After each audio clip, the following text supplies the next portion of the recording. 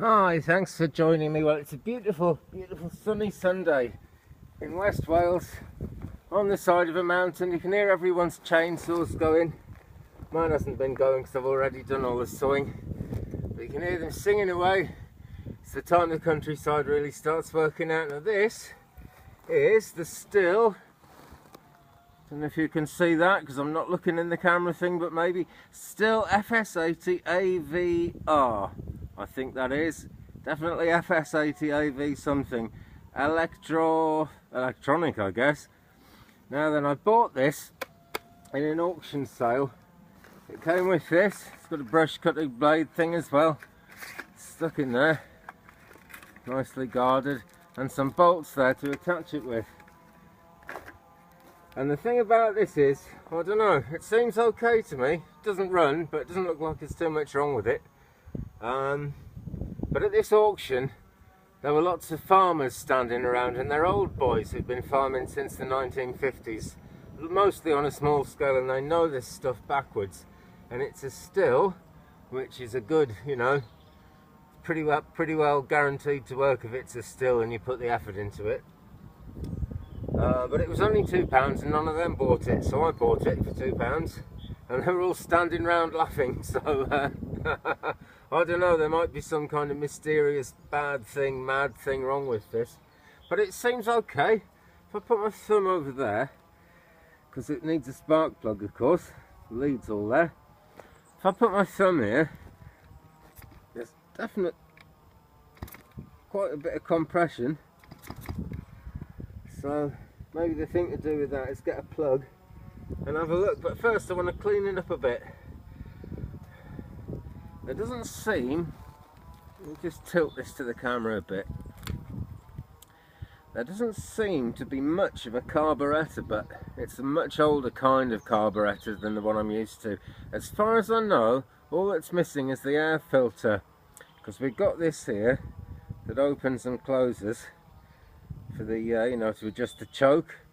Particularly helpful when starting it and just regulating it to run nicely. That's there, so I think it should just be the air filter on top of that. And if it's not working for some reason, they've obviously used the air filter for something else. Now I've been told, and I have it on good authority, that yes, that's I'm looking for it. There it is. This bushing, which joins the carburettor onto the side of the engine, needs to be more, well, it's got the hole in the wrong place basically for the newer kind of carburettor, because you can't get a new carburettor and put it on this if you make something to adapt this, because the breather hole, tiny little breather hole that all petrol carbs have,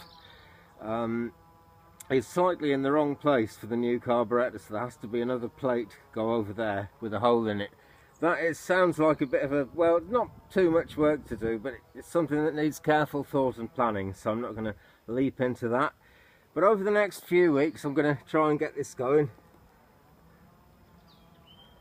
So it looks pretty good in there. I shouldn't really turn it over because there's no spark plug in it. I might knacker it, so I'm not going to play with it too much. The throttle cable looks to me as if it's seen better days. But I mean, to be honest, even if I have to buy a new carburettor and a new throttle cable, I can wire this thing up myself, clean the switch up. Still for £2, 2 GBP, about $2 at the moment. I'm quite pleased with that idea. I've got my Kawasaki already. It's a great machine. I don't really need a second trimmer, but I couldn't resist it for £2. Who could?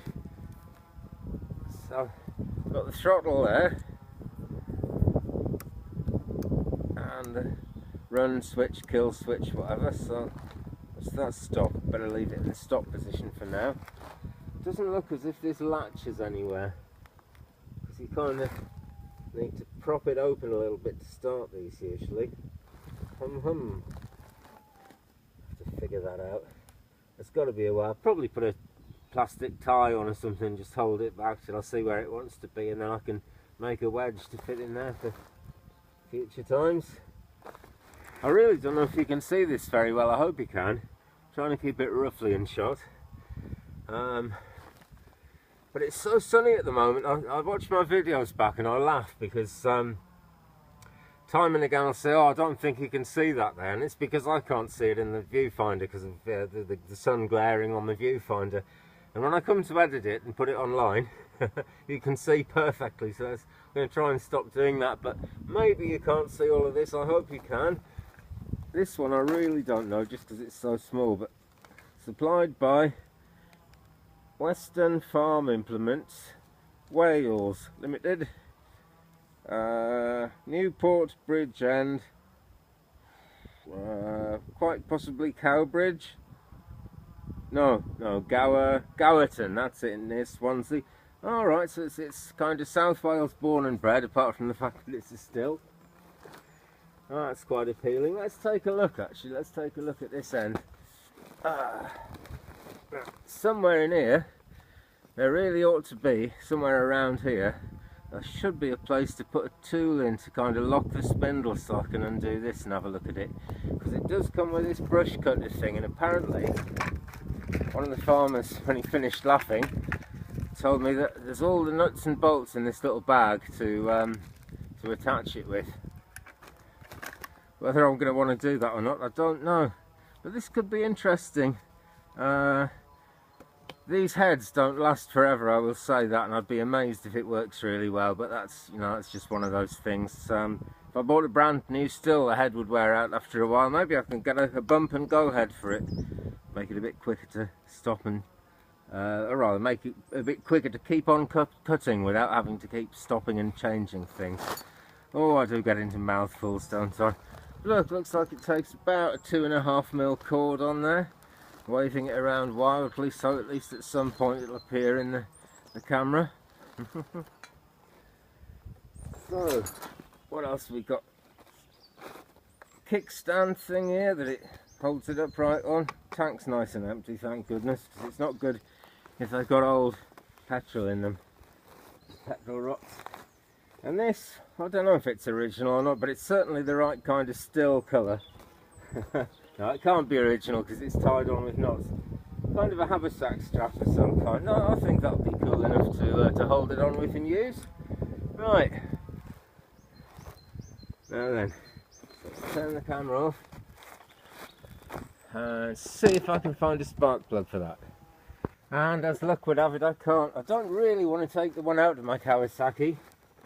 It might not be the same one anyway, so I'm going to have to look this beauty up online, find out everything I can before I really start committing myself to doing things. But in the meantime, might as well just put a little bit of that on and get a bit of rag. There we go, a bit of WD-40 there. Oh, we've even got a serial number. Can you see it?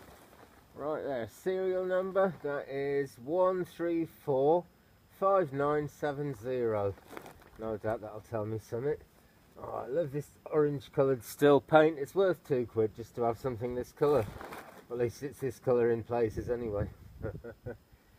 WD-40, I don't know if you get, well, I'm sure you'll get something just like this in the States or anywhere in the world actually, because it's just really good for dismantling things. It's a penetrating oil.